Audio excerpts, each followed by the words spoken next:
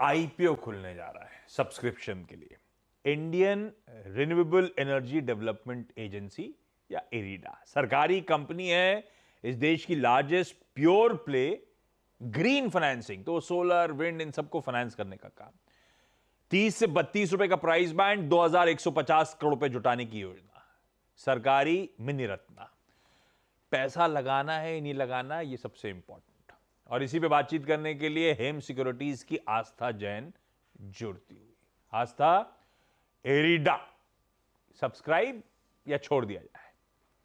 Good morning आशीष, good morning अनुज जी। इरेडा में हम लोग सब्सक्राइब की रेटिंग दे रहे हैं, तो डिसेंट लिस्टिंग गेन और लॉन्ग टर्म पर्सपेक्टिव से लगाया जाए।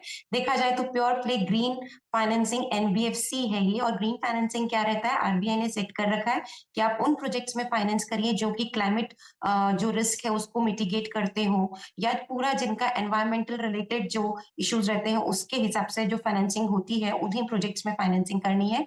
तो ये उसी में है। बहुत पुरानी कंपनी है, स्ट्रॉन्ग मैनेजमेंट है। और इसकी जो सबसे पॉजिटिव बात लगी कि लोन बुक की जो ग्रोथ मैं लास्ट 2 साल की सीएजीआर देख रही हूँ वो 30% है, जो कि इसके क्लोज पेयर्स आरईसी और पीएफसी से कहीं कहीं आगे है।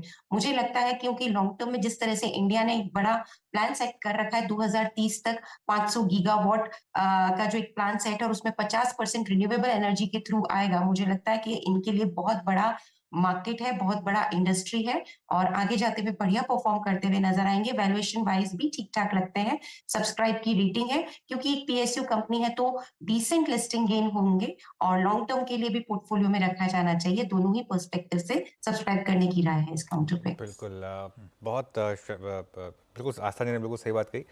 अच्छे स्पेस में अच्छा इशू और अच्छे प्राइस पे आ रहा है। ये सबसे इम्पॉर्टेंट चीज़ ये है कि अच्छे प्राइस पर आ रहा है, क्योंकि 31 रुपये की बुक वैल्यू के हिसाब से अगर देखें तो 1 टाइम्स प्राइस टू बुक, और अगर आप देखें प्राइस टू अर्निंग्स भी करीब करीब 6x।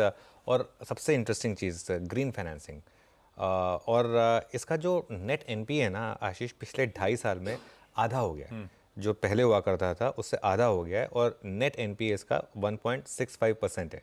और ये मेरे ख्याल से एक 24% की इनकी कैगर रही है लोन ग्रोथ में, और वो अभी भी इम्प्रूव हो रही है यहाँ से।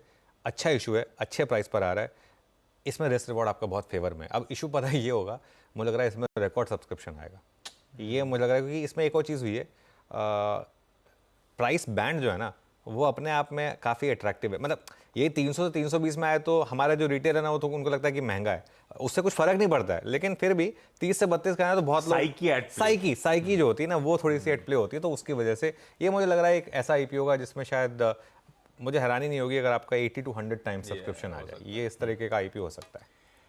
चलिए भाई, अच्छा बिजनेस, अच्छे फाइनेंशियल्स, बढ़िया एसेट क्वालिटी, और टेबल पे कुछ छोड़ा है सरकार ने और सरकार के लीड मैनेजर्स ने। चाहे लिस्टिंग गेन हो, चाहे लंबी अवधि हो, आस्था भी कह रही है सब्सक्राइब करना चाहिए। पर 5 आ रहे हैं, ये इतना पैसा कहाँ है रिटेल के पास? हमारे पास सब पे एक एक लॉट लगाना है, तो पैकिंग ऑर्डर क्या है वो आज 12:30 पे चर्चा करेंगे, बाकी सारे आईपीओ के साथ साथ। खैर,